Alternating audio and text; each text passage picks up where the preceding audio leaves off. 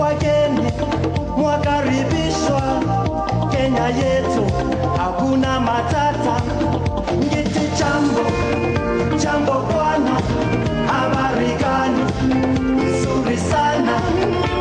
Wageni mwakaribishwa Kenya yetu, hakuna matata.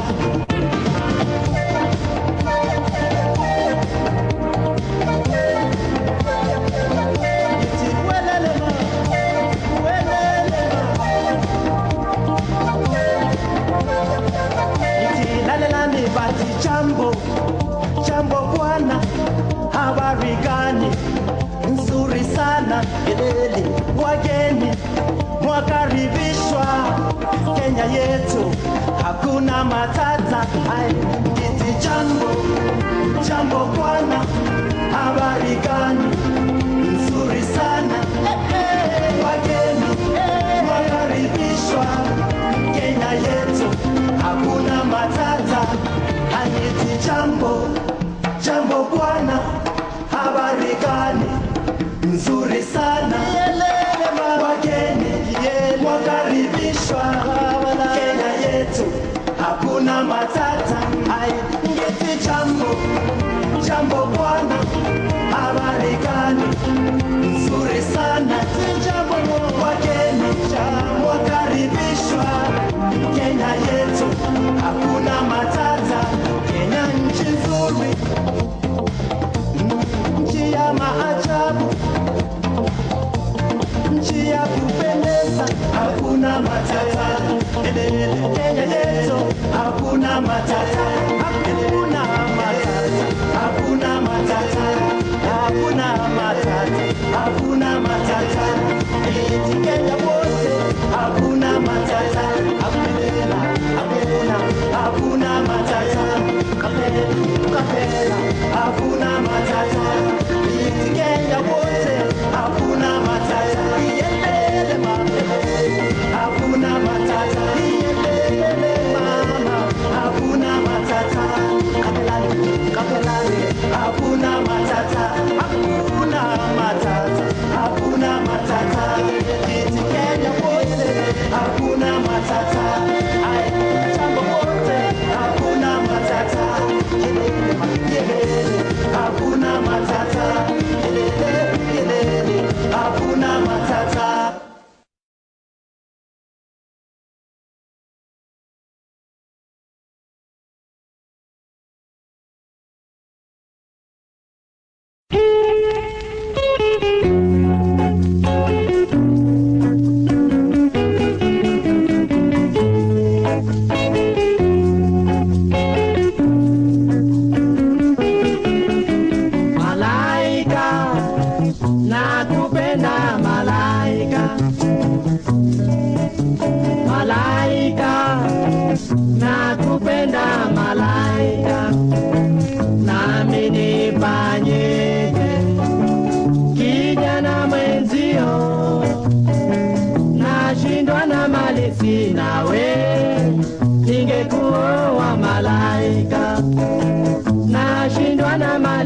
Nawe ningekuwa malaika.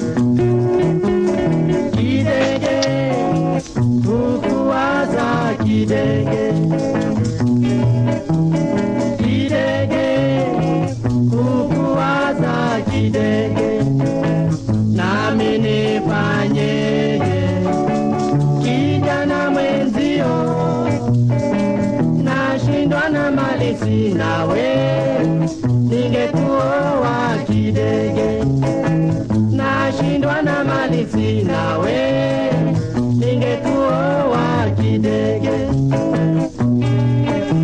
Malaika, nakupenda malaika. Malaika, nakupenda malaika. Nami nifanyeje kijana mwenzio, nashindwa na mali sina we, ningekuoa malaika. Nashindwa na mali sina we, ningekuoa malaika.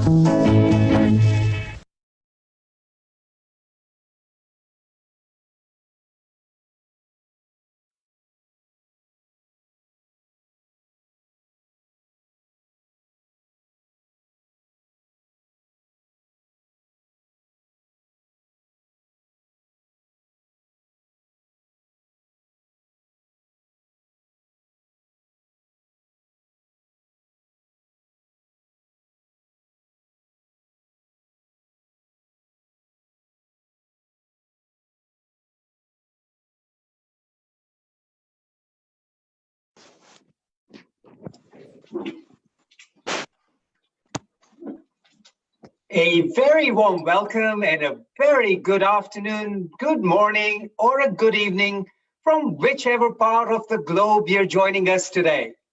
This is a live Zoom seminar streaming from Nakuru, Kenya, under the auspicious allocation with the Asian Foundation of Kenya.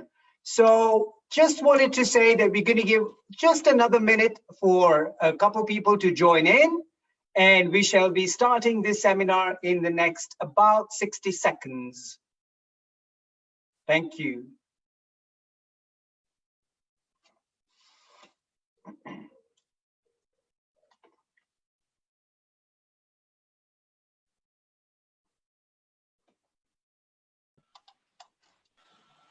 Hi, Lalit. Hello, Meena Ben, how are you? Hi. All right.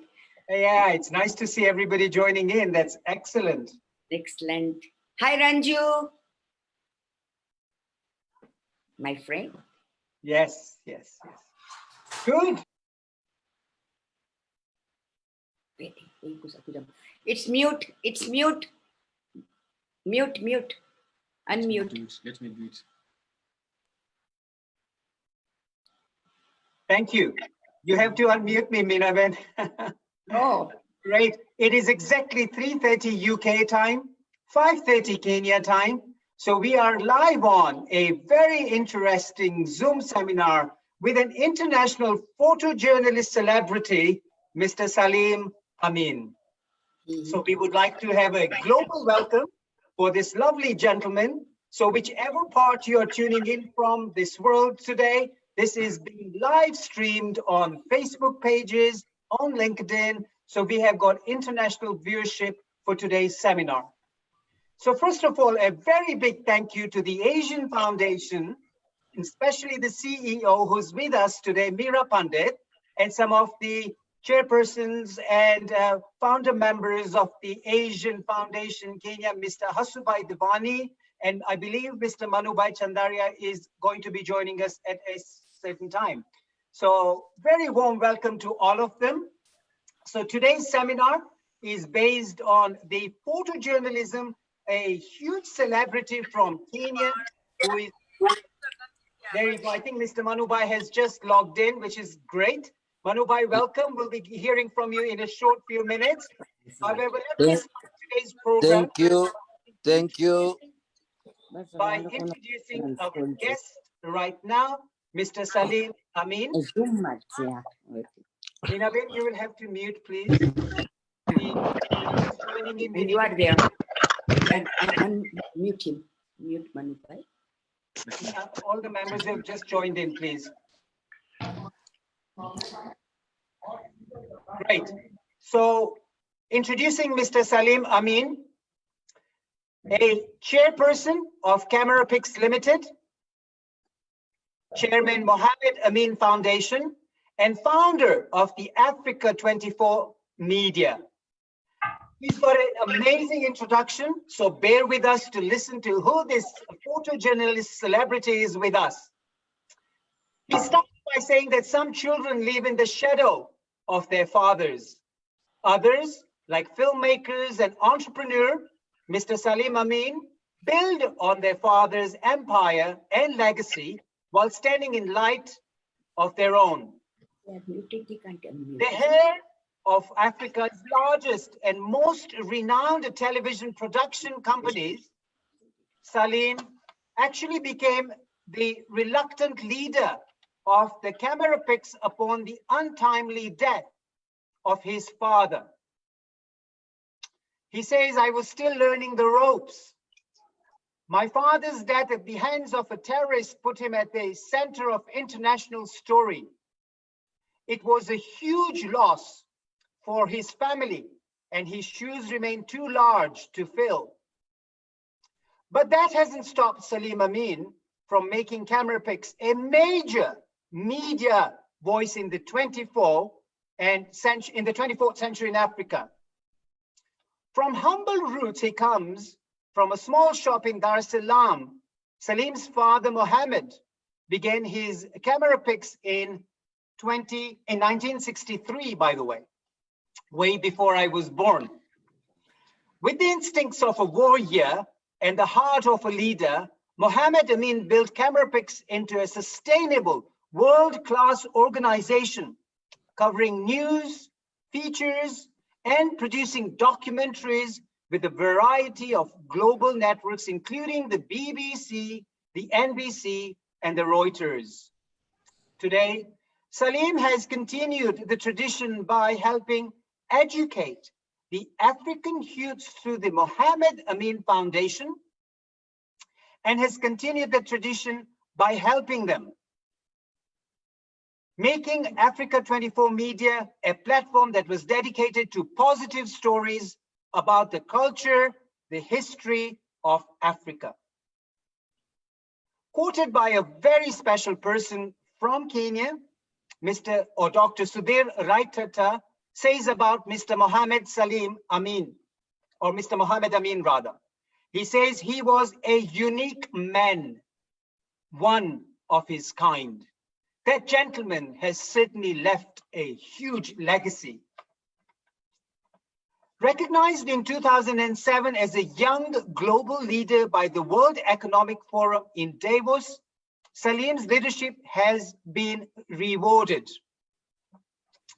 Today, Camera Picks works in collaboration with production partners through Africa, through Britain, in Europe, Asia, and the United States. New African magazine has recognized Salim as one of the top 100 most influential Africans and has named him the top 50 under the 50 years of age. Salim was one of the only 150 global leaders invited to President Obama's 2010 Summit on Presidential Entrepreneurship in Washington, D.C. Salim published his first book in December 2018, titled Kenya, Through the Eyes of My Father, or rather the full title reads Kenya, Through My Father's Eye, a coffee table book. Showcasing his father's unique images of Kenya, it is also the first historical book on Africa incorporating augmented reality with 12 videos embedded in pages of this book.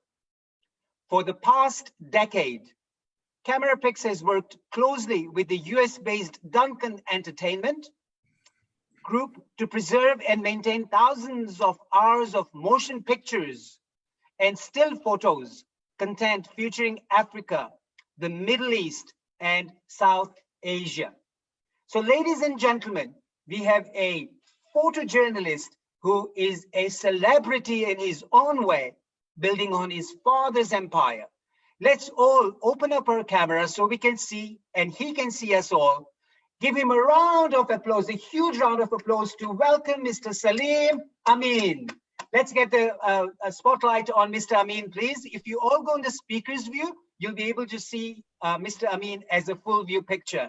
So I highly recommend, please go on to the speaker's view. Thank you very much, and a warm welcome to Mr. Salim Amin. Thank you, Lalit. That's very, very generous of you. It's a way too kind an introduction. Very nice to see everybody here. Manu Uncle, lovely to have you here. You're looking younger every time I see you. It's good to have you guys here. Thank you. Also, Amina, thank you for inviting me to do this. It's been a pleasure kind of working with you, getting to know you and all the work you've been doing. And so thank you for having me. Thank you, so Salim. I mean, I may stop you a little bit before you continue. Salim, a warm welcome to you by all of us. This program actually has been hosted by Meena Ben, however, under the auspicious guidance with the Asian Foundation. And so we have a few people from the Asian Foundation who would like to give you a warm welcome. And before we do that, I'm going to introduce the CEO of Asian Foundation, Meera Pandit, and we'll take that a couple introductions and then we'll start you to talk about yourself, if that's okay with you. I was just coming to Meera and to thank them for being a part of this production. We've worked very closely with the Asian Foundation for a long time, so it's been wonderful. For the global audience, we need to know who Meera is. And Meera is an amazing personality. She's blocking her face. Don't do that, Meera. You do some amazing work. So Meera is a humanitarian, a philanthropist, and a social worker. She is a driven individual with an enthusiastic personality, a humanitarian with experience in a multitude of lead roles concerned with promoting human welfare. Since 2015, Meera has had continually working and is currently the CEO of the Asian Foundation Kenya, a CSO passionately promoting societal reform and welfare, focusing on philanthropy and development. Her career graph has led to her to be actively involved with diplomatic corporations. She represented the embassies as their lead in governmental focal point to the United Nations Environmental Program, the UNEP, and United Nations Human Settlements Program, focusing on environmental sustainability and rural and urban housing. She also represented the Asian Foundation at the United Nations Human Settlements Program Statelessness Group in Geneva at their headquarters. So Meera strives to give back to the society in the hope of bettering lives. So what an amazing personality Meera is. You know, people hide behind this, but she has an amazing career. Meera, open up your camera. We'd love to see you there. So Meera, a warm welcome from all of us globally to you, and thank you to Asian Foundation for actually hosting this show with the celebrity photojournalist. Meera, may I give you the mic now, and you can take the stage for a few minutes and tell us all about the Asian Foundation and yourself. Thank you. Thank you very much. Thank you, Dr. Lalit, for that far too generous introduction. I'm almost going red. If I wasn't anemic, you would see the color on my face. A really hearty welcome from all of us at Asian Foundation to Salim Amin, his family. I see his beautiful wife, Rosanna, and children also joining. Very, very happy to have you on board. And to all of you who's joining all around the globe, I can't say good evening because it could be a different time wherever you are. So a hearty welcome from all of us. We hope and pray that you and your loved ones are safe and coping the best you can in this trying time. Before I continue, I'd just like to ask everyone if I'm audible and we're okay to go. Yeah? Great. What a way to meet virtually, and yet everyone on the same screen. It still shows a big thing on togetherness is what our mantra is at Asian Foundation. We're delighted to be here at this platform celebrating a legend and a big man of Asian culture in Kenya, Muhammad Amin, warmly and fondly known as Mo Amin, through Salim, still showcasing his father's legacy to date. So welcome, Salim, and your family. You know, we're often asked, what exactly does AF do? And I think Meena Ben asked me that as well. And it takes me aback because how do you quantify the act and art of giving? How do you document that? It's just a way of life. You just do it.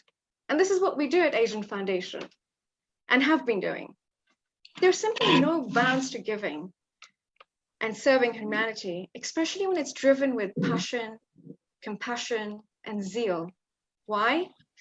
For a better tomorrow. In a nutshell, the basic ethos of Asian Foundation has and continues to be of transforming lives and communities through philanthropy. Now, we've been in existence since '88, and I'm proud to say that one of our founding chairmen, Dr. Manu Chandaria, who has joined us, is present and who will also tell us about this journey very soon. We're a low-profile organization by choice, but we do extensive work at the grassroots level. And it's, again, like I said, it's difficult to document, but I'm going to highlight a few things. We're a non-profit, non-political, non-religious organization. Talking about religion, in 2015, we brought all Asian communities in Nairobi together under one roof to chart a way forward and how we could work together as different communities. As a result of that, one of the things decided was to have an exhibition showcasing charitable work undertaken by different organizations. So in 2017, under the chairmanship of Dr. Chandrashet, we host an exhibition, a 3-day exhibition, dubbed Stawisha Maisha. Now that literally translates in Kiswahili as transforming lives and communities. We had about 47 organizations, individuals, trusts, foundations come under one roof to showcase their work, their charitable work that they do for Kenyans by Kenyans in the field of medicine, health and wellness, education, and much more. It was really successful, I have to say. I mean, it could be called bragging, but it was. And by great demand, we've been told to do another one. God willing, it'll happen soon. Another thing we continue to do under the leadership of our senior counsel, Mr. Aurelio Rebello, is provide pro bono legal clinics weekly, and we still do it today, virtually, of course, providing advice on not only citizenship and immigration matters, but other legal matters where people need help. Through that, I have the honor to represent the foundation at an international level, working with UNHCR on issues of statelessness, something very dire that Asians face here. And we hope to eradicate that with the help of the Kenyan government and other CSOs very soon. Coming back to today's event, it's ironic that Mina Ben said that, you know, we're going to have a guest speaker and we're like AF to host it. And then when she said SALIM AMIN, it was like in-house because we work together, like he said. And that brings us to the next project. 2 years ago, Asian Foundation joined hands with the Asian African Heritage Trust, the Desai Memorial Foundation, and the Chandaria Foundation. Why? For a museum project to dedicate an entire space at the National Museums of Kenya. We have a gallery showcasing the journey of Asians into Kenya till to date. Now that for us is a proud moment, very proud. And I believe Salim's dad is going to be one of the persons that we'll be showcasing at that gallery. We hope to open the doors very, very soon. We look forward to having all of you present. It's been a long journey and we're hoping we're coming to the end of it. But yeah, we're very, very excited. I also would like to recognize our chairman, Hasivai Devani, who has also joined us. He'll be saying a few remarks at the end. So having said that, we hope and looking forward to engaging discussion with Salim and all of you. From my heart to yours, with much love, be safe and be well. And Minaban and Dr. Lalit, we thank you. And I'd also like to recognize some of our AF members who have jumped in. We're very happy to have all of you on board. Thank you. Thank you very much, Meera. That was amazing. I didn't know much about the Asian Foundation. Lots to learn. You guys are so active. Bless you. So very, very good. Now, Salim, before we start, we have the founder member of, in fact, the founder of the Asian Foundation, Mr. Manubhai Chandaria, with us.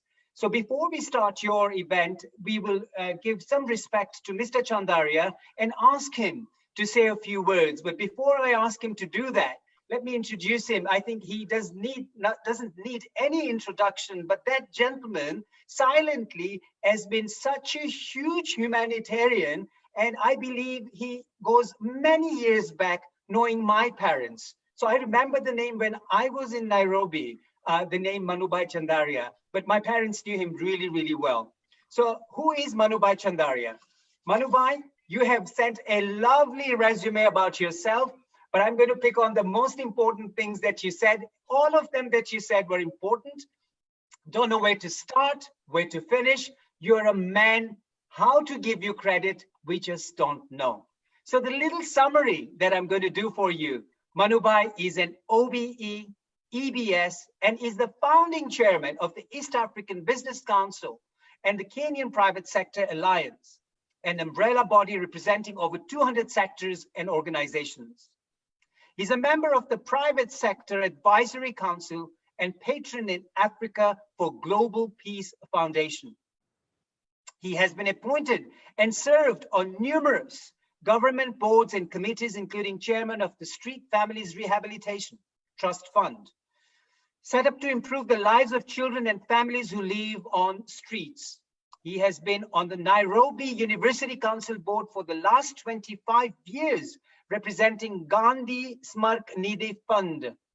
In 2003, Her Majesty Queen Elizabeth II confirmed an OBE, Order of the British Empire, in recognition of his community work and promotion of Kenyan economic interests. His Excellency Honorable Mwai Kibaki, the former President of the Republic of Kenya, distinguished him with the honor of Elder of the Burning Spear, which is the EBS award, in 2003 in recognition of his outstanding service to the nation. On 12th December 2015, His Excellency President Uhuru Kenyatta conferred on him the honor of the first class, the Chief of the Order of the Burning Spears. When the country's president, the Queen of the Commonwealth, recognizes such a gentleman, can you imagine the caliber this gentleman is coming from? He's appointed Chancellor of the Technical University of Kenya in 2013, past Chairman of the Board of Trustees of the United States International University, and current Chancellor of the USIU. He has been awarded honorary doctorates by 6 universities: University of Nairobi, Kenyatta University, Kenya Methodist University, Technical University of Kenya, and the KCA University and United Graduate College. Some of the big achievements of the Chandaria Foundation are Chandaria Accident and Emergency Center and Day Theatre at the Nairobi Hospital, Chandaria Accident and Emergency Center at the Pandya Hospital at the coast, Chandaria MIHV Health Center in Dagoretti, Nairobi, Chandaria MJIwa Huruma Clinic in Runda, Nairobi, many medical clinics in the rural areas also. Chandaria Medical Clinic at the Gertrude's Children's Hospital in Nairobi. Chandaria Body Health Center and Chandaria Body Maternity Wing, School of Business at the United States International University, Business Innovation and Incubation Center at the Kenyatta University, the Center for Performing Arts at Nairobi University, and many, many other initiatives. Manubhai, the list is long. You are a man, you are a living legend. May we invite you to give a few words today for our photojournalist, who is an international celebrity himself. Manubhai, welcome to you. A huge round of applause for Manubhai. Thank you, thank you. Thank you. I think that Salim is known to me when I was a baby. So it'll be very nice to hear him. I've heard him for years together, but it's nice to hear him. Let me just tell you about the Asian Foundation. Some 20 years back, I felt that there were many prominent communities in Kenya of Asian origin, like Ismailia community, Visau Swal community, the Patel Brotherhood, and various number of them. We thought that there was not a single organization joining them together.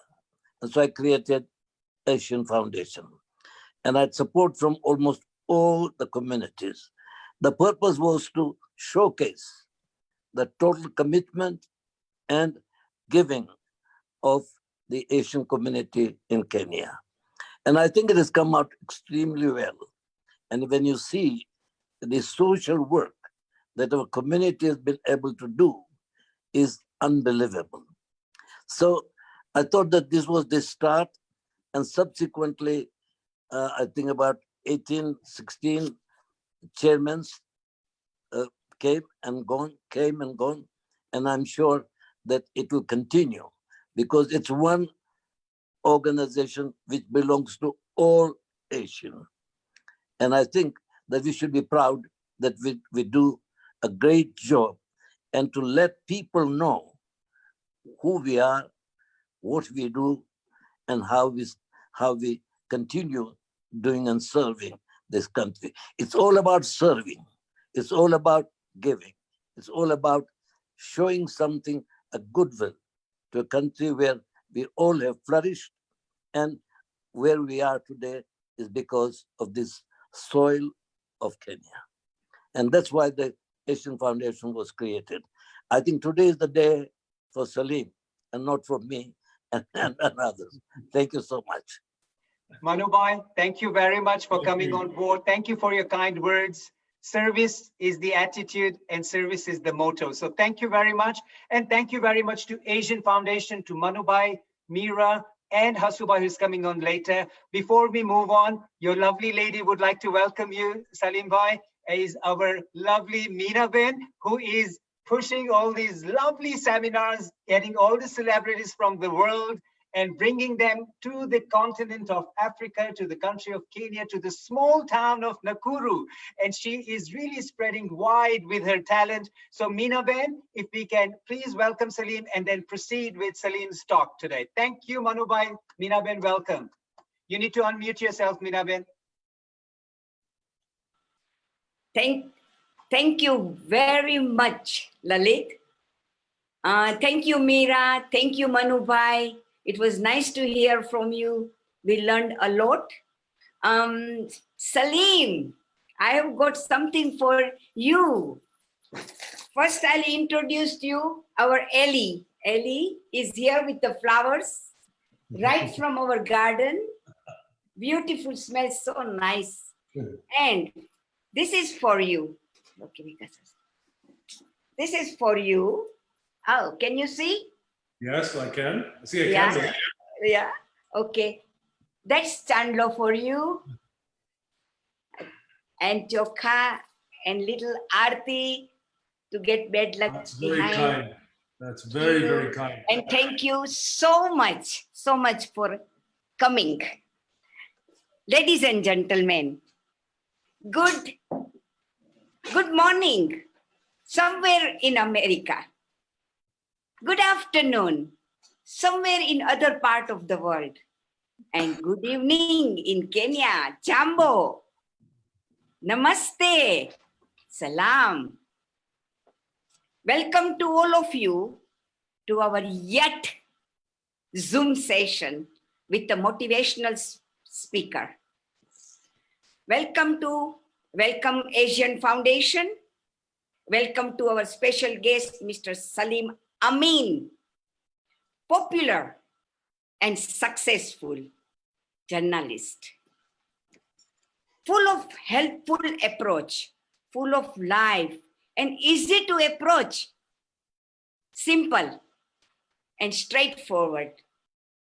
I'm very delighted that you have come here to motivate people, which is mine and Lalit's motto to do during the COVID time. Thank you. Over to you, Lalit. Thank you. Thank you, Mina. Thank you, Mina. That was the traditional welcome. So, Mr. Salim, that was the way she wanted to really welcome you.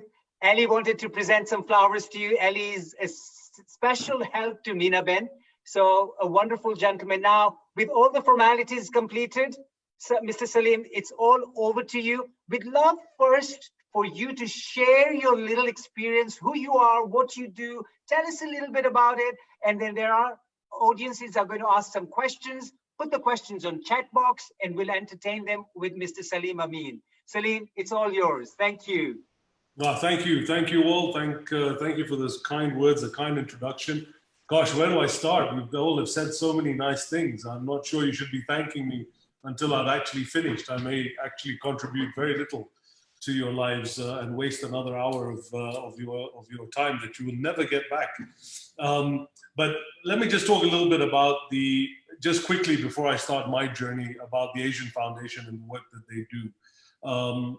This museum is absolutely spectacular, and I really urge every single person that can visit it once it's open, and there will be a virtual part of it as well, is you have to really look at this place. It's an incredible history of the Asians in East Africa, and so many things that I never knew, I didn't know existed, the people that I didn't know about that have been so instrumental in building this country and many others around it. So they're doing a wonderful, wonderful job there, and we're very grateful to be a small part of it in helping them out. But that brings me to the journey that my father took, that brought me here, that I'll talk a little bit about, which is photojournalism, such an important part of telling the story of this continent and this country, where we've come from, and it's often forgotten. The contribution, again, thanks to the work we've done with the Asian Foundation, we've been looking into our archives of images of Asians across East Africa, from the railways right down to industry and business, and stuff that my father photographed over 40 years. And I realized that there aren't that many places where this kind of content exists. There's a lot of history that has been forgotten. And he was a unique individual in the sense that he could actually, he actually told all of these stories. He was physically there when anything major happened in East Africa in the 20th century, in the latter part of the 20th century. He was there, he was present with his cameras, and he captured every moment. And I'm only now starting to understand and appreciate the value of what he captured in terms of telling the stories of this continent. And so my passion for photography started when I was about 10 years old. And I used to go and cover the East African Safari Rally, which many of you will remember was, when Easter was shut down for the Safari Rally, and everybody used to go out and watch the cars, and it was one of the really most inclusive times of our lives, where everybody would gather together. It doesn't matter what religion, background, color, caste everyone enjoyed watching the Safari Rally. So I started going out with him because I had a passion for cars, as every little boy has. And I'd go out with him and start taking pictures. And I got published when I was 10 years old in newspapers with my photos, and that's when kind of the photography bug hit me, and I really got passionate about it and wanted to pursue this. Through that time, he had already been covering many massive stories, from Idi Amin to the revolution in Zanzibar, to his biggest story in 1984-85, which was the Ethiopian famine, the images of which kicked off Band-Aid and We Are the World and Live Aid, changed a lot of history in that process, to losing an arm in an explosion in Ethiopia in 1991, getting fitted with a bionic arm, and then finally losing his life in a hijacked Ethiopian Airlines plane crash.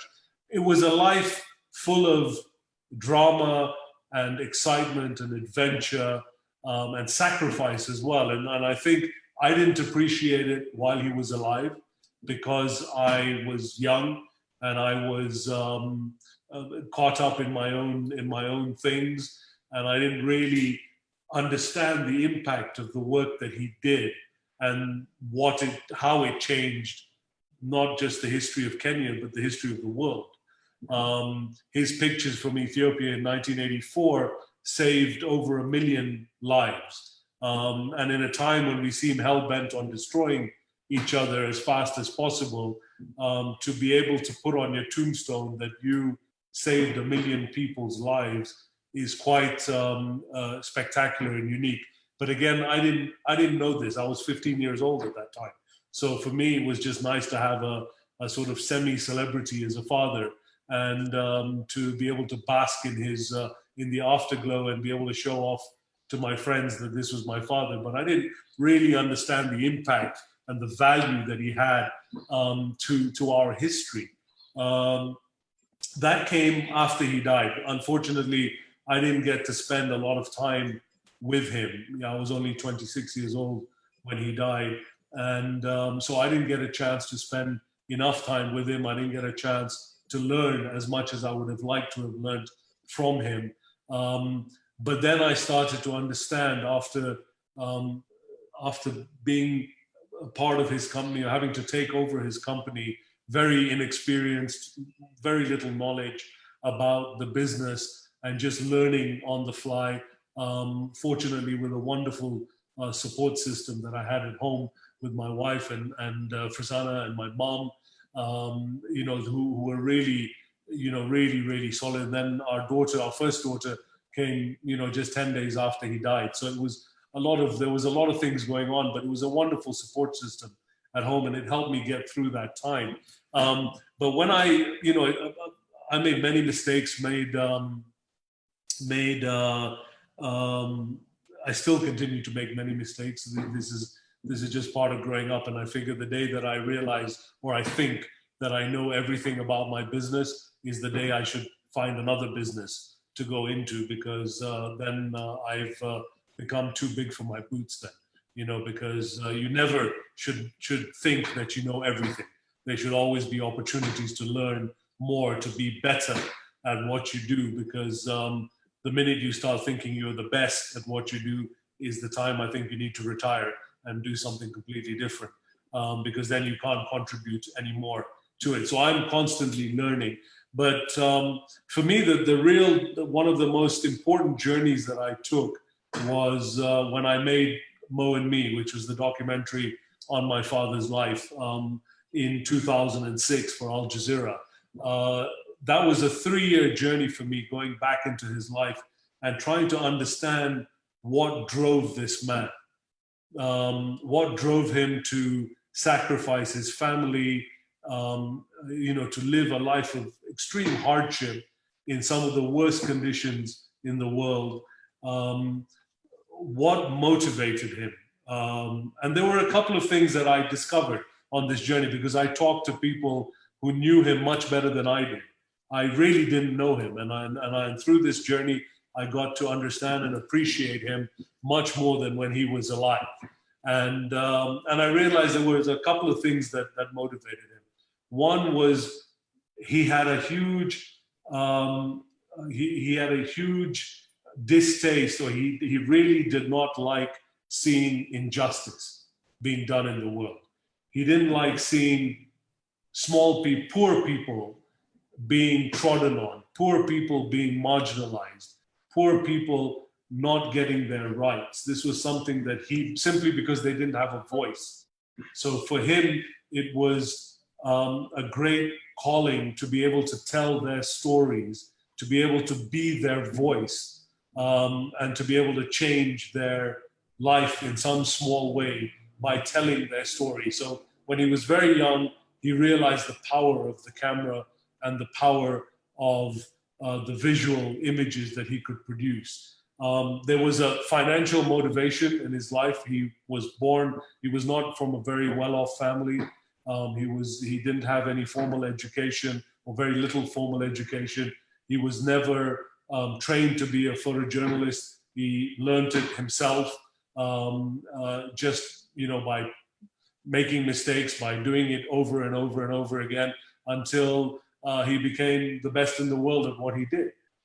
So he also had a financial motive. He didn't want to be poor anymore, which is, I guess, a good motivation for a lot of things.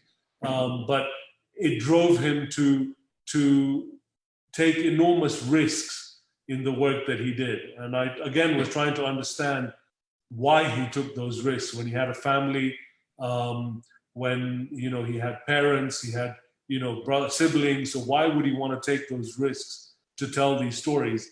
And it goes back to the first point where he felt this was essential to do. If he was not there to record history, then the stories of those people, the things that were happening to them would never be told. And therefore more injustice would happen. And so going through this journey and making this documentary really helped me appreciate and understand who this person was, what he did, and why he did it. And I guess maybe when he died, there was a lot of unfinished business between us. I felt I really didn't know him. I felt I really didn't understand him. I felt a little bit hard done by him that he left so early and didn't teach me the things that I should have been taught. I found that he had more time for other people than he had for me. And these were, there was a lot of, perhaps bitterness is the best word to put it. There was a lot of bitterness between us, which through this journey of making Mo and Me, I got more understanding, more appreciation, and I think built a much better relationship with him on that. But through this, again, through exploring his work and his life, and more recently in the last 2 or 3 years, looking through his archive of images, he left behind this incredible photo archive of almost 3 million images, almost 10,000 hours of video footage, one of the most comprehensive archives of African history anywhere in the world. Looking through this archive, I am learning things about the history of this continent that I had no idea about. And it's also not just the history of Eastern and Central and Southern Africa, it's also South Asia. He spent an enormous amount of time in Pakistan, spent a lot of time in India, he spent a lot of time in the Middle East as well, covering these countries. And he was the first photographer ever allowed to photograph the Hajj in Mecca in the 1970s. And given what has happened in the last 3 months only with the coronavirus, the world is never going to be the same again. Things like the Hajj, which is one of the greatest, largest gathering of people every year annually, where millions of people go to perform the pilgrimage in Mecca, that is probably never going to happen on that scale again because of the virus. And this year, it's the first time the Hajj has almost been, it's been canceled pretty much for people outside of Saudi Arabia. So I feel that that content is so much more valuable now in order to educate people about the world and the history and where we've come from. So one of our projects now is to digitize this archive. It's all still very much in its raw format, in negatives and slides, on tapes. So we want to digitize this archive. We want to be able to create curriculum, audiovisual curriculum, to be able to donate to primary and secondary schools across Africa, to be able to give young Africans an opportunity to use this content to understand the history of their own countries and of the continent in general.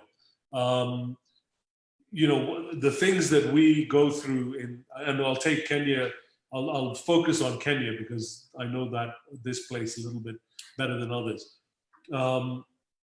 Post-election violence in 2007, 2008. All this ethnic tribal conflict that we've had, ethnic conflict we've had in this country. This all stems from what happened during independence, what happened immediately after independence, marginalization of certain communities, the distribution of land and how it was done. All of these are factors that have led to continuous violence in our country and will continue to go on because we simply are not learning about these things in schools. We're not, the young people have no idea about a lot of this history, and therefore we will continue to make the same mistakes again and again and again. And young people these days don't actually read a lot. Sadly, millennials don't read much. They are consuming content audio visually. They're consuming it through their phones, through their iPads, through their computers. They want to be engaged visually with audio, interact with content. So history books and stuff are slowly becoming obsolete. They want to engage with audio-visual content. So we're hoping if we can bring audio-visual content to them, this will enable them to absorb and learn and enjoy history a lot more. I was completely hopeless in school in general, but in history in particular, I knew absolutely nothing because we were not taught it in any way that was interesting or relevant to how I wanted to learn it. So I think if we can do that, then we will be hopefully changing the way young people look in the future. I mean, I was in South Africa last year for the World Economic Forum, and there were the xenophobia attacks happening at the same time, where young South Africans were, burning shops and lynching people from Zimbabwe and Zambia and Nigeria and other places because they feel that these immigrants are coming in to take their jobs. This, ironically, has now become a global problem, not just a problem in South Africa. But what was interesting about that is when we were having this discussion in South Africa, I realized that the people that were carrying out these attacks, they were in their late 20s, mid to late 20s. They had never lived under apartheid.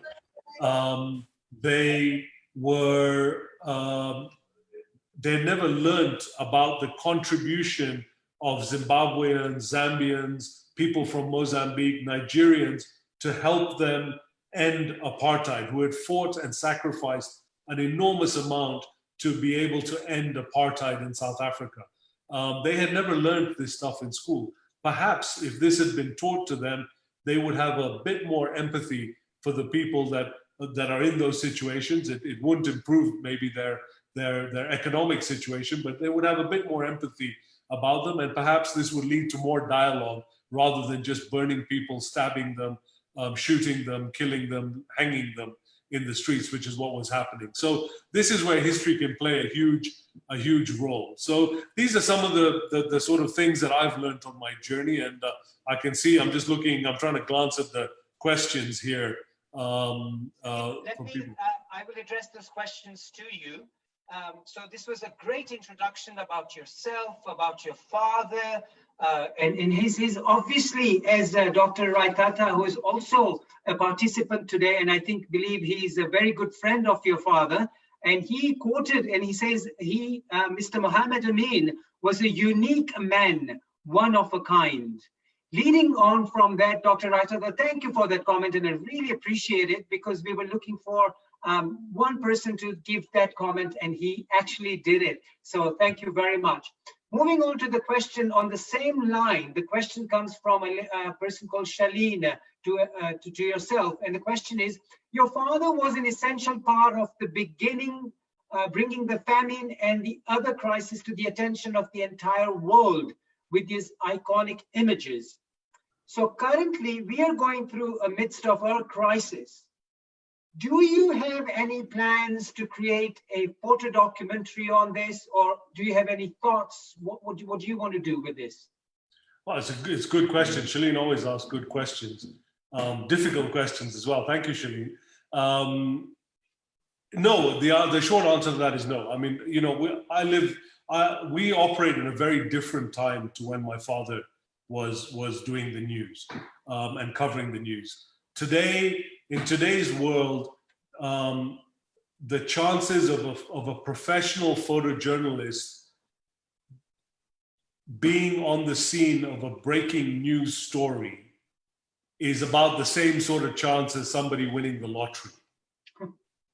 In, you know, the most harrowing images taken from events around the world, George Floyd's brutal killing being the prime example from the last month, are being taken by citizens, no ordinary people with a mobile phone who have become the people that are recording our history. 10 years ago, George Floyd would have been killed and nobody would have known about it. As in many other people in the US in the last 2 or 3 months that have been killed and murdered by the police. Nobody would have known about this 10 years ago because we didn't have the technology. We didn't have mobile phones. We didn't have people recording everything. And this has changed our profession, my profession, enormously, because we understand we are no longer going to be the people that are going to be at the forefront of breaking news anymore. When my father covered the Ethiopian famine in 1984, he had 48 hours to get the material from Ethiopia, to edit it, for Michael Burke at the time, who was the BBC reporter at the time, to write the story. Michael flew with the material from Nairobi to London on an overnight British Airways flight, and he wrote his script on the flight. So he had 12 hours or 9 hours on the flight to actually write the script, and that is what came out on the 6 o'clock news the following day on the BBC and became an iconic piece of footage. That is not going to happen in today's time. In today's time, news is instant, and you will receive it on your Facebook, on your Instagram, on your WhatsApp. This is how news is being disseminated. So there is no analysis, there is no in-depth content that young people look at, and this is what our job is now as journalists. Is we need to now look at we need to look in depth at all of the events that are happening. COVID-19, where did this virus come from? Investigative journalism is the big thing now. Where did it come from? What are the possible causes? How do we stop this from happening 5 years or 10 years down the line? Again, how do we hold governments accountable for what they're doing? How do we hold Donald Trump accountable for what he's doing in the US? This is now the job of the media. And unfortunately, because of technology is a wonderful thing, don't get me wrong, but it's also a double-edged sword. Technology can also be a real problem with fake news, with people being able to doctor images so much. You know, you don't know what you're looking at, whether it's fake or real anymore. And it's so easy to change a story or a narrative. So the short answer is no, we're not documenting it, but we know where all the content is. You know, we know it's very easily available. And I think history and everybody is documenting what is going on at the moment. What we've got to do is figure out, well, we're doing some stories out of Kibera at the moment. So we have a couple of our staff members that live in Kibera, and they are going out and filming every day or every evening when they go home. They're doing little snippets of life in Kibera through COVID-19, which we are posting up on our social media and putting that out, not for any financial gain, just to be able to tell some stories about what's going on and getting first-person views of people living in the slums and how their life has changed and what they're going through during this time. So those are some of the small things that we're trying to do. But you know, on a story of this scale, it's really difficult to get something that is unique to what the mainstream media is covering. Sure. So, Salim, Shalene, I hope that answers your question, but I'm going to not, make it. But I'm sure Shalene will give me a call later on to more details. So I'm going to further that question. So obviously, the modern technology is a double-edged sword, as you said. So if you were to compete with them or have to make yourself in the forefront to get this news into the media as soon as you can, how do you think you would be able to do that? It would be close to impossible. You know, at the time that my father was operating on the continent, 60s, 70s, 80s, there were no bureaus here from the likes of BBC or Reuters or NBC. Al Jazeera didn't even exist. CNN didn't exist. So there were not many people doing what he did. There were a handful of people that were operating on and covering the entire continent, or sub-Saharan Africa at least, for these other big agencies that were based overseas. So they pretty much had a monopoly on getting the news, and there was no vast urgency, so they could go and spend a week in Djibouti, they could go and spend a week in the Congo, they could go and spend a week in Nigeria, and they could get the stories, and they could take their time to edit them and send out. There was no massive urgency. That world has changed completely now. Yeah. So we're competing against multi-billion-dollar companies that have a lot of resources to cover the news, and it's impossible. We occasionally get the odd exclusive where we have access to somebody that no other person can get to, and we will do some of those interviews and create longer form content out of those. But it's to do news these days. We're shooting ourselves in the foot. Okay. Salim, there's another question that has come up by a lovely lady who is a Kenyan lady from, I believe she's also from Nakuru, and she's Juliet Macapelia, and she's a lady ambassador, Kenyan lady over here, who is working with the Kenyan women in a large scale. And her question was, how would you want to work with the diaspora Kenyans, and what kinds of arrangements can they make from London Kenyans? Okay, I saw the first part of the question. If my dad was alive, what's the first thing that I would do? I would probably be working somewhere else. I don't think I'd be working anywhere near him or doing anything. He would have been an extremely cranky old man. He was cranky even at 52, but he would have been extremely cranky now. So I don't think I would have been here. I would have been working somewhere else, but I hope we would have had a good relationship anyway. But no, he was a very tough man to work for, and I worked for him, and it was disastrous. But what he would have been doing now, I think, and I was asked this question, very shortly after the documentary came out, almost now 15 years ago. At that time, it was Osama bin Laden. There was big stories, and I was often asked, what would your dad have been covering at this time? And I know that he would have been covering, he would have got the interview with Osama bin Laden. He would have got the big stories that were happening, because that's just who he was. That's how he did things. He would have done that. Had he been here today, I think he would have been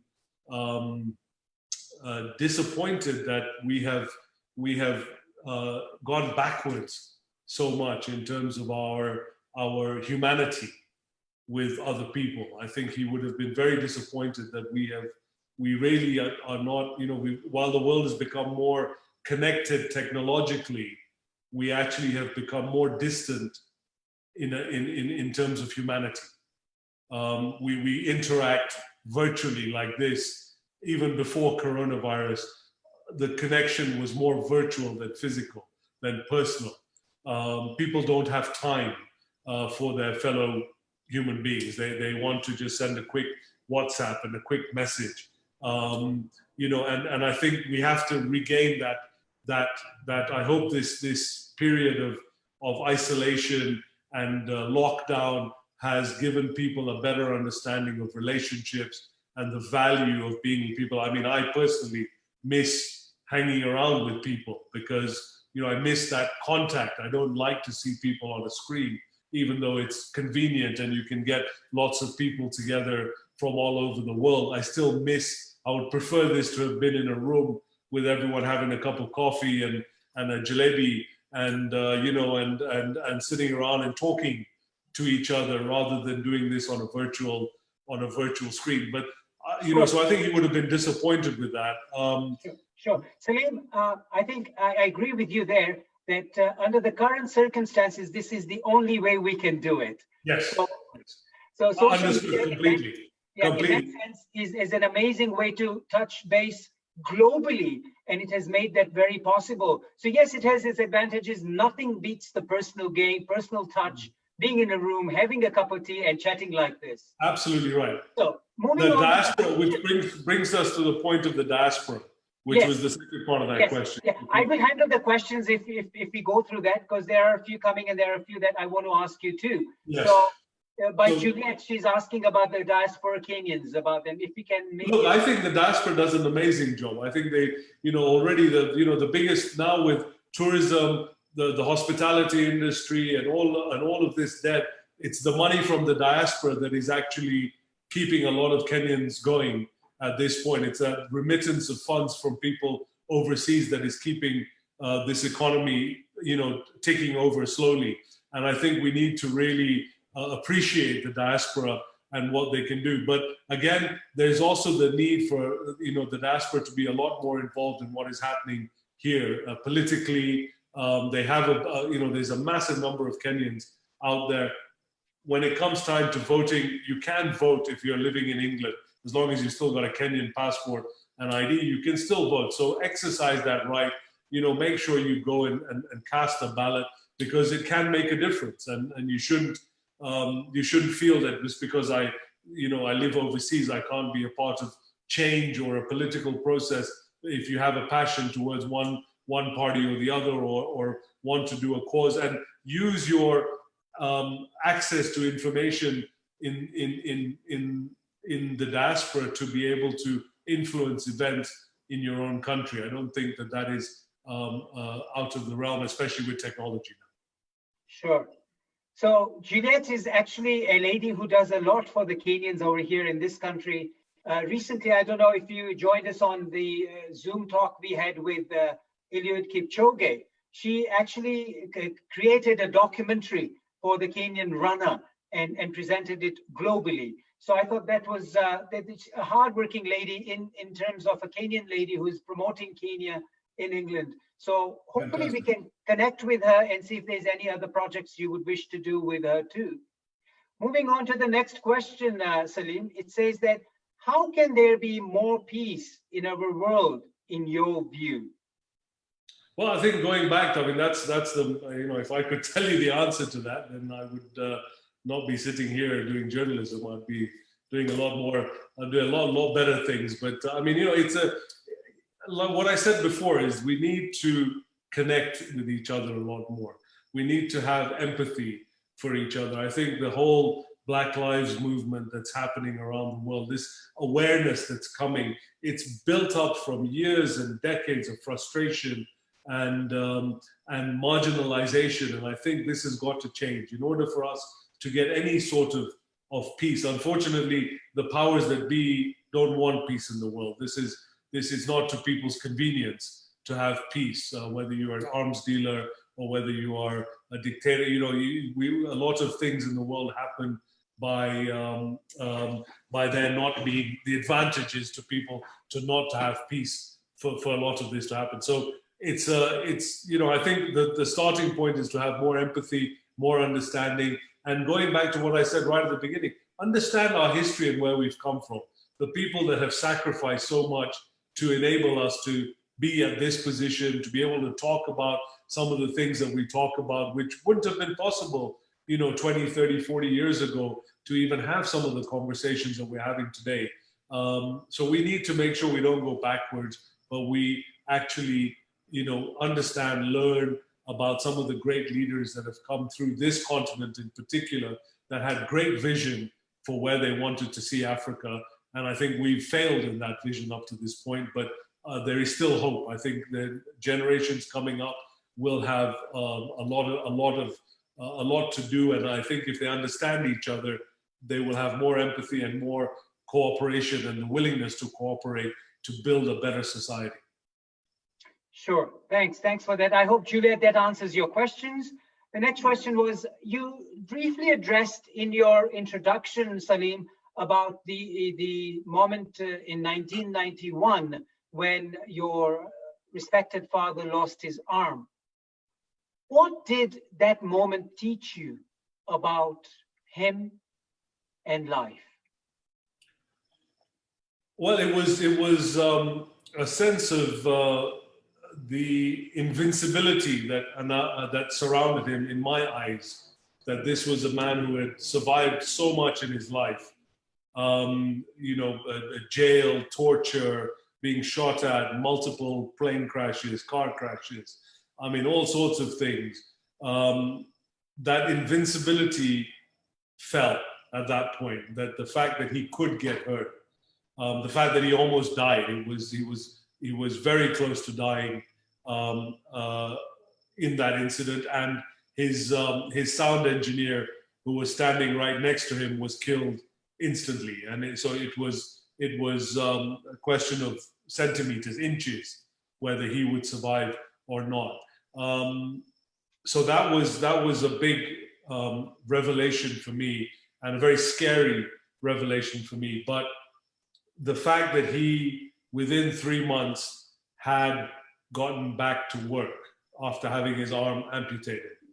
The fact that within 6 months he had got a new arm that was created and designed specially to operate a camera so that he could go back to work in the front lines.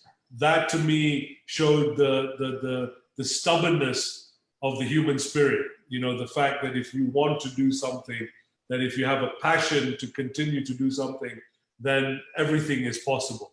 And for me, that was a huge lesson that, you know, it doesn't matter. All of us will have setbacks in our life, that you don't give up, and you don't, you know, you don't just lie back and just say, okay, that's the end now. I can't do anymore. Get up, get on with it, keep going, because it is possible. Everything is possible. There was nothing, while he achieved great things in his life, there was nothing special about him in terms of his upbringing. He had no advantages over anybody else. It was a very normal, sort of lower middle class upbringing. He just had a passion. He was lucky that he found a passion for something in his life very early on. And he just pursued that passion relentlessly throughout his life. And that was all it was. It wasn't, you know, it wasn't for any financial, yes, like I said before, he didn't want to be poor. But, you know, he spent his money on cameras and equipment, and better cameras and better equipment, so that he could do his job better. He didn't spend it on clothes. God, he was an awful dresser. You know, he didn't spend it on cars. He didn't spend it on any of this kind of stuff. That you know, that, I mean, he, with one arm, he still drove a manual Peugeot 504. You know, throughout his life, he never got an automatic car. He didn't, you know, feel the need that it was wasted. He would drive with one arm, changing gears, because the left arm was missing. So he had to go with the right arm to change gears. And he would drive, and he would do everything the same way as he did before. He didn't buy anything that made his life easier, because it wasn't important for him. What he wanted to do was have a better camera that he could use one-handed. You know, that had, so for me, it was a lot of lessons in that were you know, about courage and about the human spirit and about what is possible. And you know, and he showed that. That's amazing. You mentioned that nothing stopped him. He was always on the go. Very courageous man. A man with a vision, would you say? A man with a mission, maybe not so much a vision, I think a mission. After he lost his arm, he worked, if it was possible, he worked even harder. It was almost like he realized that he didn't have a lot of time left. And for him as well, after surviving so many things in his life, to come that close to dying, he also realized his own mortality.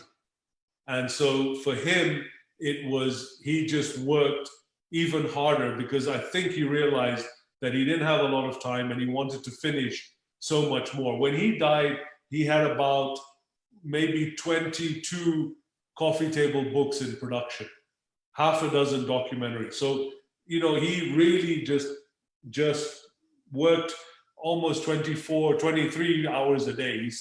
He hardly slept, and he just didn't stop in spite of he didn't need to do it for the financial side. He didn't need the money. It's just that he just had this demonic urge to succeed and to leave behind physical content that could actually tell the story of this continent. That's amazing. Just a very passionate man, and a man with a mission, as we say. Now, talking about coffee table books, I believe you have produced one yourself recently. Is that correct? Yes, last year, at the end of 2018, early 2019, we brought out my first book, which was a book on Kenya, a look at Kenya through his photography. Like I said earlier, we have been discovering this archive as we go through it. We find all this amazing material. So we decided, let's experiment with one book that will showcase Kenya, his home and the place he was born and they lived most of his life in. Let's showcase that.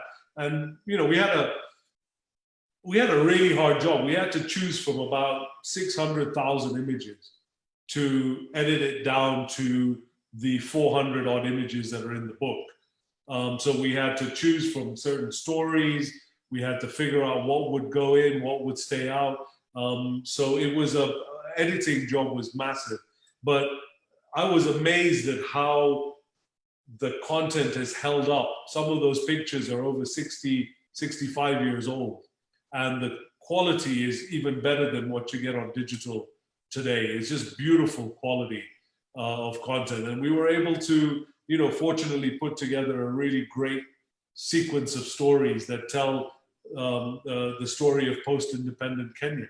And some of the great, again, what I believe were the right direction. It's a very nostalgic book.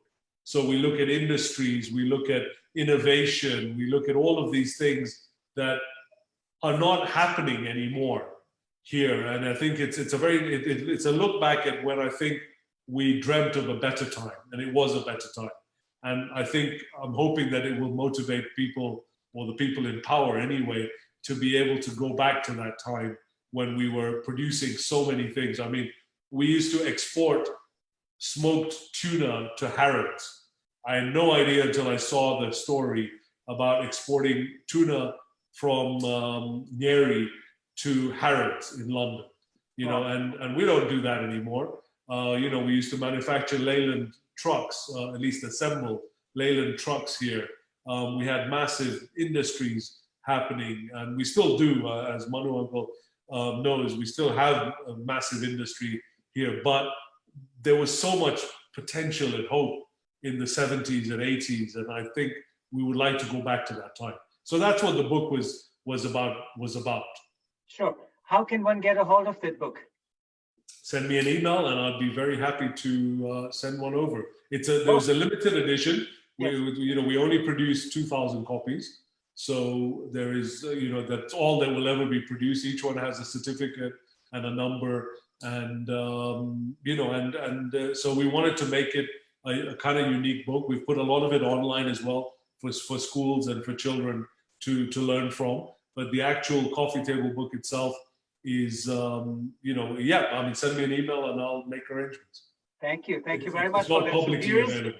Yeah, so you probably, because this is the global event, people all across the world are watching this, you'll probably get flooded with some emails. I hope so. Always a pleasure. We don't have many copies left, but we will definitely be able to spare a few. Mine is coming really fast then. Mm-hmm. Great. So Salim, this is amazing. This is the amount of work that you do for the Africans, for Kenya, for Africa in all. Like, you also been trying to do this for the schools as a project to learn history. Tell us a little bit more about your contribution towards education system, in your position, what you're doing for the subcontinent of Africa to bring the Africans, to train them in your school of journalism and everything. So can you share a few moments on that, please? Yeah, we started. Well, one of the things that my dad always wanted to do was to set up a training center for young African journalists. He always felt that we got a raw deal by the international media. The international media tried not to use African journalists. They tried they would always fly in their own teams. They would always fly in their own correspondents and TV cameramen and sound engineers. They didn't believe that Africans could do the job, and he was constantly fighting that myth that we couldn't do the job better than people from outside. This is our stories, our continent, our countries, and we could tell those stories much better than somebody parachuting in from London or New York or Tokyo to tell a story. So for him, he proved that with all the work that he did, that there was nobody better than him on the continent to access and tell these stories. But he also felt there was enormous talent here that just needed to be nurtured and to be given the experience and to be given some of the teaching. So he had a dream to set up a training school and a school of journalism, which we launched about 3 years after he passed away. We launched the Muhammad Amin Foundation. We set it up as an NGO that was a not-for-profit organization that relied on scholarships from people around the world to train young African journalists. And we did that for about 19 years. So we've been training for about 19 years. In the last couple of years now, we're moving things towards doing archiving, and we've put the whole archive through the foundation so that we're able to utilize that to create the curriculum. But for 19 years, we've trained over 400 journalists from around the continent that have come through here. And many of them have gone on well, we've had 100% employment record. Very small school, was only 15, 20, 25 students a year, but very intensive training and very hands-on training. And we've had some amazing kids come through here that continue to work with us and also have gone on to set up very successful production houses and channels around the continent. Again, Juliet says a very good thank you to your dad. Juliet, thanks. And she says 400 journalists trained and 25 students a year. That's an amazing achievement. So a big salute to your dad's mission, and that has become so fruitful. So thank you for that. I think it's a great project that is coming true. Now, I have another question for you, Salim. What is inspiring you? Who is your inspiration? I mean, it has to be him. I mean, it has to be. He still inspires me, even sure. 23 years after. But I've got two daughters that I need to leave some sort of legacy for them to hopefully be proud of as well. I mean, I'm sure they're proud of their grandfather, but they never met him, so they don't know him.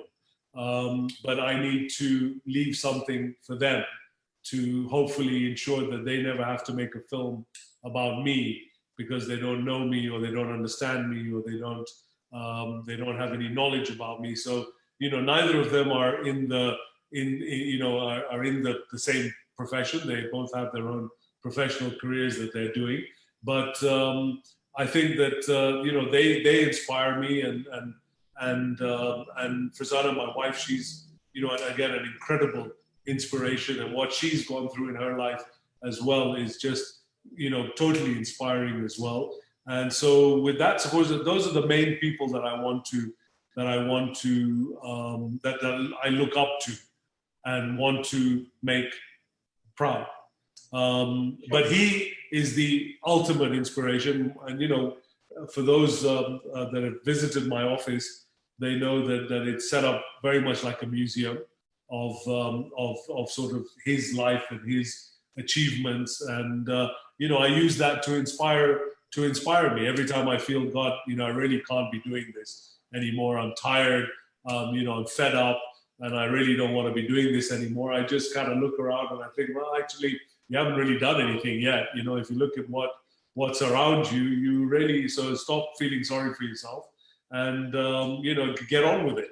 As he would say, just, you know, you have enough time to sleep when you're dead.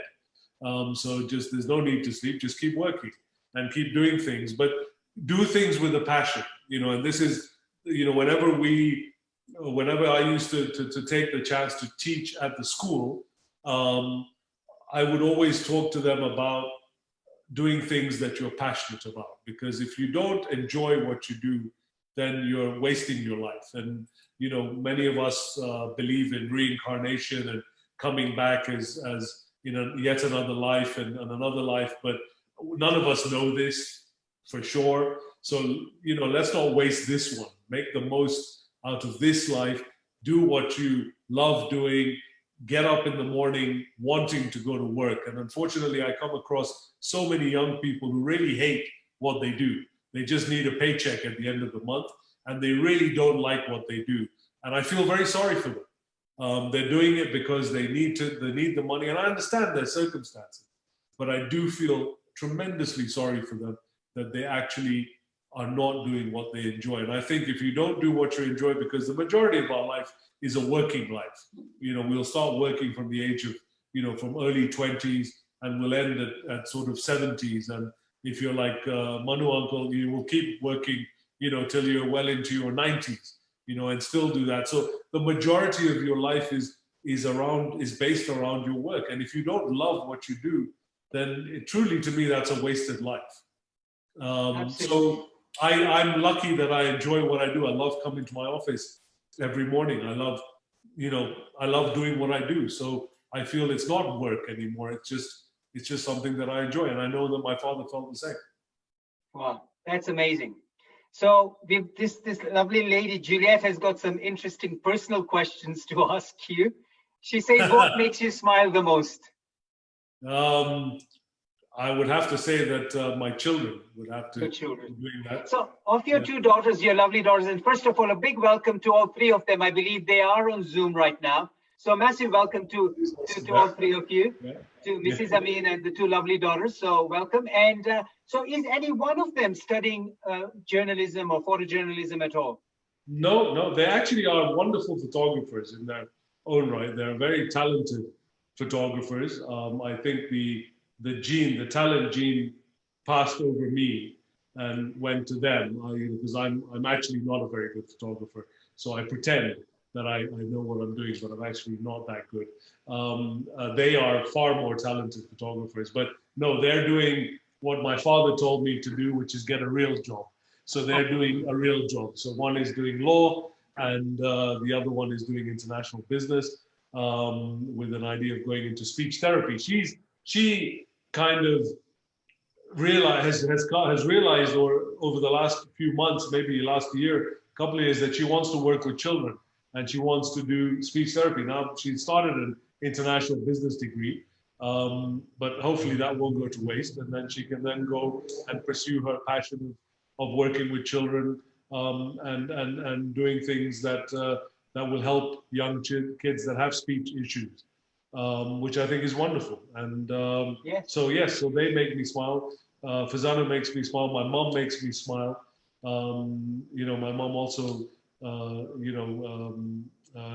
has sacrificed so much of her life for me and looking after me. So, you know, it's nice that she's still around. Absolutely, absolutely. All respects to your family. Yeah, moving on to the next question. The question is, what is your biggest fear? Or do you fear anything? Fear. Interesting. Julia is asking hard questions there. Biggest Julia is a very smart woman. No, biggest fear is, gosh. I mean, I guess failure, which is pretty much everybody's biggest fear, is to fail in something that you truly want to succeed in. So, you know, failure to be able to provide for my family, failure to be able to, you know, prevent, you know, an event or something, failure to be able to actually put hand on heart and say I did the best that I could do, you know, and actually be able to not be able to say that I think that's a huge fear that, failure, success is all measured, by different people in different ways. But I think internally you have to know that you've done the best that you can, that you've tried the hardest, that you've done what you wanted to do 100%. You've given all your effort to it. If it still doesn't succeed after that, then then it wasn't meant to be. But at least it's not because of a lack of effort. So I think the failure of actually, not putting 100% effort into something is my biggest fear. Sure. So probably another very simple question, and then we move on to the last question after that. The simplest question is, obviously when celebrities come on our Zoom shows and everything, we want to know a little bit about their personal life, what they do. So the question is, what is your favorite Kenyan food? Well, favorite food in Kenya is very different to favorite Kenyan food, right? So that's two different questions. So favorite, I think your favorite food in Kenya? Yeah, so she's asked that favorite, I think we're blessed in this country. We truly are blessed in this country that we have such an amazing variety of amazing food, whether you want Indian food, whether you want nyama choma, whether you want Chinese, you want Italian. I mean, you get every cuisine and it's great quality. So I have to say, I love Chinese food. That's, to me, is one of my all-time favorite foods is Chinese food. So to do it in terms of Kenyan food, nyama choma, you can't beat that, and that's always going to be, barbecue has to be up there, and my daughters love their barbecue as well, the hashmi and all of these. For those that are familiar with the Kenyan restaurants, there are some wonderful barbecue places, quite unique to anywhere else in the world, and so yeah, so that's what, I'm a foodie. I enjoy eating. So how about ugali and sukuma wiki? Not a big fan of ugali. Sukuma wiki, okay, but not a big fan of ugali. Okay. Chapati is, I think, become a Kenyan dish. I don't know how it became Kenyan staple food, but it has become Kenyan staple food. But that's one of our big contributions as the Asian community has been chapati and samosas. Absolutely. Now, before we go ahead, one final question we would like to ask you. Give us some of your inspiring words, your career. What inspired you? What kept you going? What was it that you did to become where you are? So if you were to actually inspire the future generation, the students at the journalism college, what would you be telling them? And what's the message that you would give out to today's students to get going, to focus, and to get to their goal? I think the best advice I can give is to work hard. I realized when my father died that I actually hadn't been working very hard. I was pretty average to worse than average in school. I never got decent grades. I really didn't work hard. I didn't apply myself. And I think that was, I found out through the making of the documentary how disappointed in me he was, in the sense that he never thought I would ever amount to anything simply because I never showed it to him while he was alive, because it was, I was easy to coast. If I had a problem, I would pick up the phone and tell Dad to sort out my problem. And then all of a sudden, there's nobody to pick up the phone to. And that changed my whole outlook. And I realized that, one, I had an incredible platform and opportunity and legacy to look after. And secondly, I was lucky that I was interested in the same business that he was. I'm the only child, so if I had not been interested in journalism, everything that he had worked for would have been forgotten and gone on, and I would have gone on and done whatever I was doing other than journalism. So I realized that maybe there's a bit of a higher power that is manipulating things here, and I had an opportunity to be able to take what he had done, what work he had left behind, and try and do something good with it. And that's what I've spent the last, almost 3 decades doing.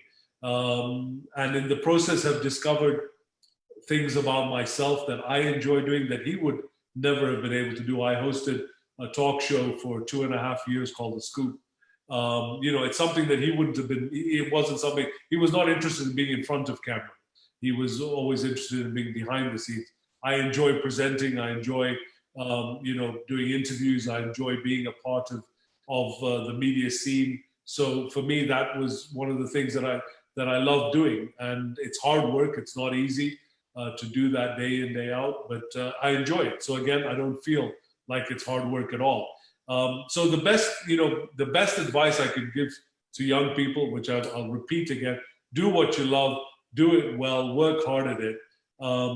You know, financially, yes, everything, unfortunately, the world runs on, you have to have money in order to be able to do anything in the world, sadly. You have to be financially secure, but it's not the be all and end all. It should never be the be all and end all of your ambition is just to make money. It should be to leave something behind, to be able to achieve something, to leave something behind for other people.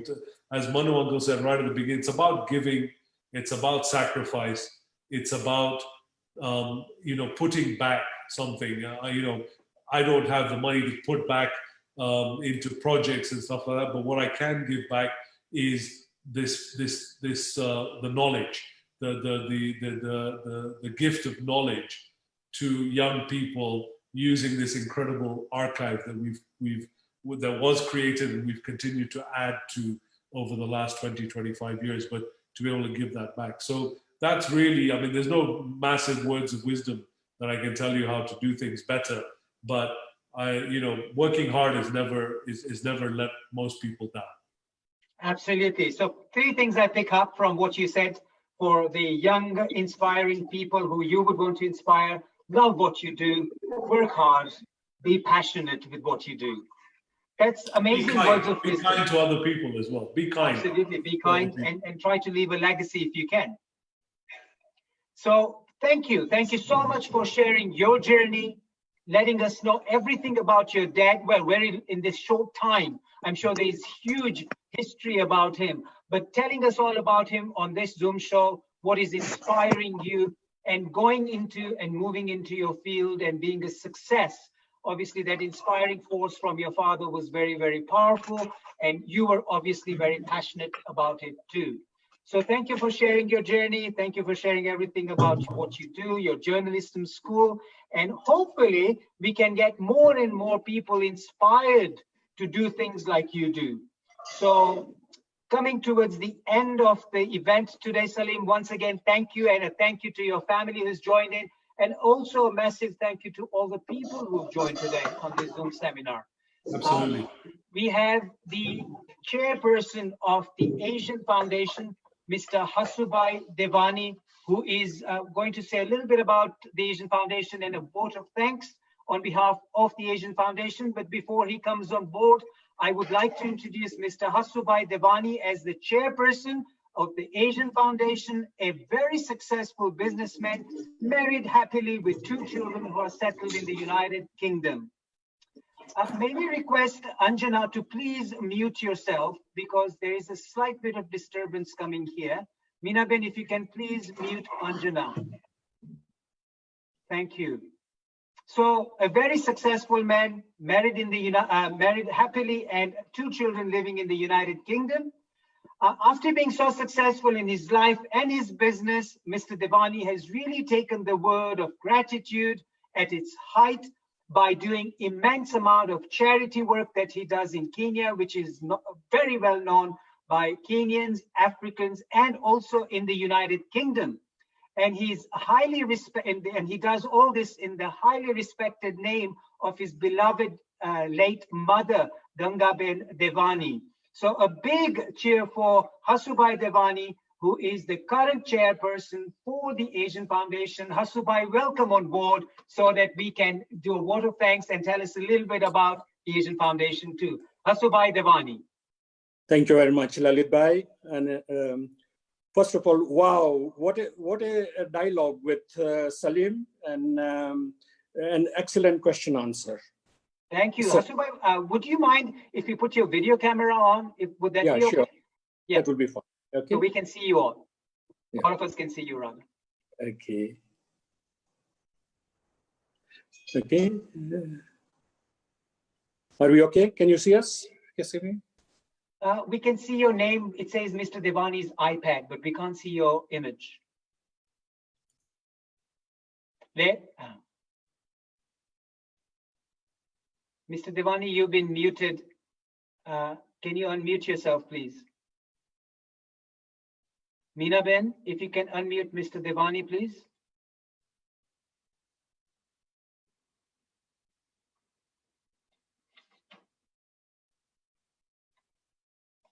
There are some technical issues. I understand earlier there was some network issue with the computer in Nakuru.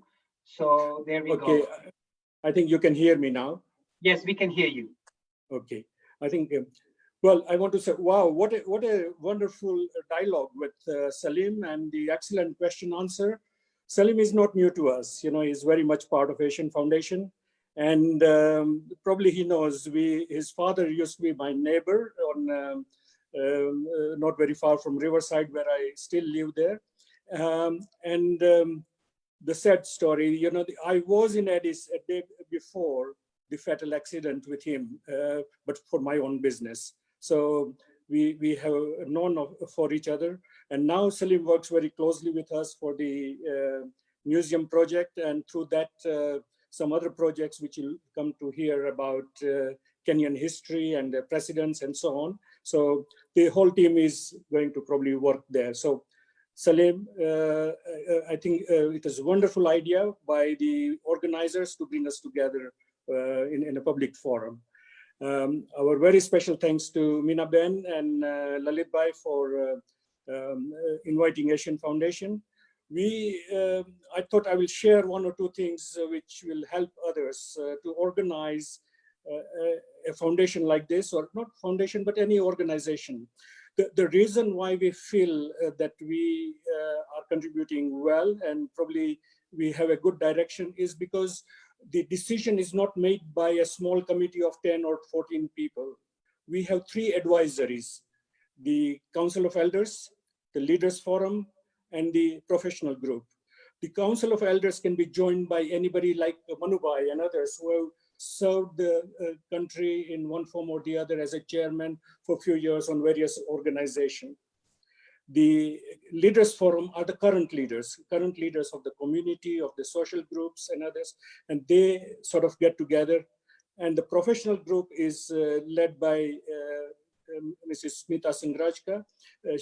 We have professionals, the architects, lawyers, advocates, and so on. So they get together, they slip over a question. You know, there are a lot of questions which are coming out. One is very simple: is Asian community relevant to Africa or relevant to Kenya? We are only 54,000 in a population of 47 million people. But we are the biggest taxpayers. We look after more than 250 children per day on schooling and feeding and so on. We have various medical facilities. And one of the most modern medical facility is coming under Jalaram, where we are spending between $15 to $20 million, which are all contributed by Asian communities and Asians in Kenya. The projects like Spinal Injury Hospital, the Mathari Hospital, these have been renovated by Asian funds, although it might be under a name of Friends or something, because we don't want Asian Foundation name to be on there. But we feel that, first of all, we want to thank the Asian community. We have never fallen short of resources to do this sort of jobs. The other thing is they are always coming up with new ideas, like, you know, what they say is, instead of building temples, can we build vocational training centers, the centers of excellence? Our police stations are in not very good condition, and there are requests that we are already working with police that we can refurbish them, or even we are looking at one of the particular ones to rebuild. It's not that Kenya government is not doing it, but we feel that as a very important part of the community, we can participate and do something for them. The We also coordinate work of the Asian communities, like when Prime Minister Modi came to Kenya, Asian Foundation members got together and we did the fundraising, we did the planning and coordinating with all the bodies concerned. In like a museum project, like Mira mentioned, we have brought various funds together. The Chandaria Foundation is with us, Desai Memorial, Asian African Heritage Trust, Kenyan museums, and Asian Foundation. So we are bringing everybody together to develop and work on this sort of projects. One of the things which you asked Salim is, how do you improve these things? And I think he hit the point. It's the communication. How do we bring peace? If we communicate with people on regular basis at various levels, then we will have peace because people are able to communicate. What we are looking at in US and UK and other places, and in South Africa, which he mentioned in so good details, is that can we develop this communication system? And that's why we feel that our system of bringing our elders, our leaders, our professionals together is a working model, which we are not saying we are 100% successful, but it is helping us, and it should help to solve some major problems. So I think wonderful work is being done. We work with UNHCR. We have people like Kavit Desai, who is the highest placed Asian in Kenyan government now as a PS and CS of the communities. And also people like Ravi Ruparel, who is now on the main board of Central Bank of Kenya. So we have youngsters developing. And well, Asians are generally shy. They don't want to come into politics. They don't want to speak out, including myself. I am not a public speaker. I don't volunteer myself to speak on public. But if there is a problem, then we can assure you that we can sort it out. And we feel that youngsters should be trained accordingly so that they are able to get involved in politics at an early age. We will be only relevant if we are also politically involved. At the moment, Asians are not really politically involved. We have very few Asians in political sphere of Kenya. Probably UK is something different. We are learning from Priti Patel and Rush and others that Rishi Son. So we feel that we have a lot to learn, and we are open-minded, and we would love to exchange ideas with anybody from any part of the world. We have a wonderful small committee which works hard. We have people like Mira and others who keep us going, and our past chairman, Chandu Sheth, is a sort of machine to collect money for projects and so on, very successfully. But I think generally the credit goes to the community, is that they are willing to work together, they are willing to join hands and bring the resources together to keep Asian flag flying in a positive way. We hope that we get a chance to talk about some of our other projects in other forum. But we once again thank you very much for inviting us and taking part. And it was wonderful to listen to Salim. And before I forget, the fantastic African music and the songs which we heard at the beginning was a highlight for me. Thank you. Thank you very much, Hasubai. That was a very nice speech and a good vote of thanks for Mr. Salim Amin. And finally, to say thank you, we have Meena Ben Khagram to finally end the show to say thank you to everybody. Meena Ben? Well done. Thank you.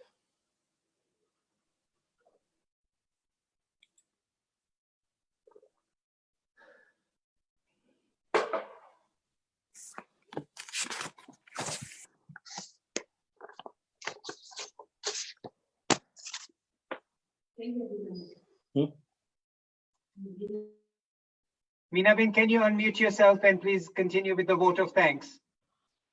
Yes. Yeah, Salim, can you see us? We are all wearing the same clothes. Like we are going to for the media. We really wanted to think that you feel the same. And so is Lalit. And look at his bow tie. So, ladies and gentlemen, how did you enjoy the show? Did you like the question and answers? Thank you very, very much, Hasubhai. Thank you very much, Manubhai Chandaria. Thank you very much, Meera. And thank you all for coming here. Asian Foundation joining hands. Thank you, Dr. Lalit, jumping jet, quick to answer, quick to take action, just like you, Salim.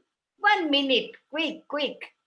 And I'm so proud of him. He is my cousin, so we have little blood together to share as well.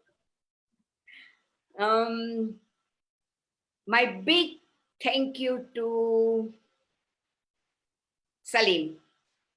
And I also appreciate your mother and father, a legend who has inspired you and so has inspired us as well. Very good story. I'm so happy that we have learned so much from you. And of course, Julia from Nakuru, and she gave very intelligent questions to you, but you managed it. So thank you very much, Beta. Take care, be safe, and thank you again. No, thank you guys. Thank you all for listening. Thank you for being a part of it. Thank you, Meera, Haswai, Manu Uncle, everybody from the Asian Foundation. Lalit, you've been what a wonderful MC you are. So thank you. And Meena, what great organization, and keep up the good work and keep bringing some great. I'll make sure I tune in every time we've got a new guest. Well, let me say one thing. We've got an amazing guest coming on Wednesday. He's an international celebrity speaker. The posters will be going out tonight. But on that note, let me say a massive thank you from Meena Ben, myself, to the Asian Foundation. Meera, you've been absolutely brilliant. Thank you to Manubhai Chandaria, who came today. And thank you to Hasubhai. Salim, a big, massive thank you to you and your family for such an inspiring story to share with us. And we can't forget Ali, who's been helping us, Meena Ben, all day long. So Ali, thank you to you too. And a massive goodbye to the global audience today and listening to journalism, photojournalism, inspiration, and to know the big guy in Africa, Mr. Salim Amin. I'm writing my email right away to you to get my copy reserved. So thank you very much. Have a lovely afternoon, evening, morning, wherever you're tuning in from. And stay blessed, stay safe.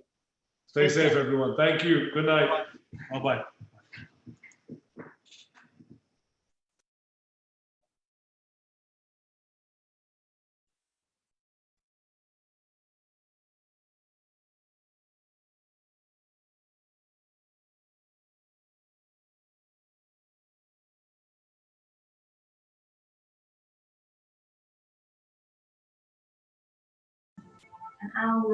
You all can unmute yourself and you all can unmute yourself. Hi, Sushi. Hi, Meera. Hi, how are you? All right. Yes. Our Hi, district Kadram. Lions Club International. She is from Nakuru. Nice meeting you. Hi, Ramesh. Juliet. Hi. Hi, Ramesh. How are you? Fine. Hi.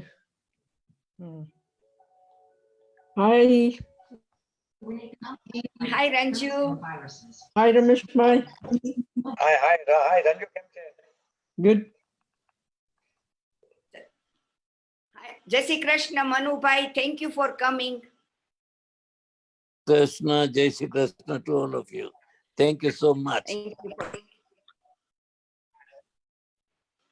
Thank you. Juliet, you can unmute yourself and say something if you want. Hi, Meera.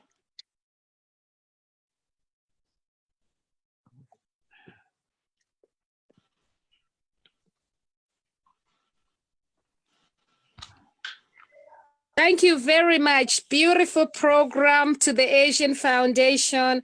I'm blessed to always hear from you. I love the work you do across Kenya. I've always said to Lalit, and that is why I'm very passionate. And I tell you, you're doing beautiful work in transforming our country right from the beginning. And even to hear the national vocational things that you're doing. And you know, even in the health sector, I want to appreciate the Indian community, especially in the health sector and also in the dentistry sector. And also the Kenyans, you know, being in our country, bringing the industry, reviving our economy, you know, that is grace. And I love the here in London.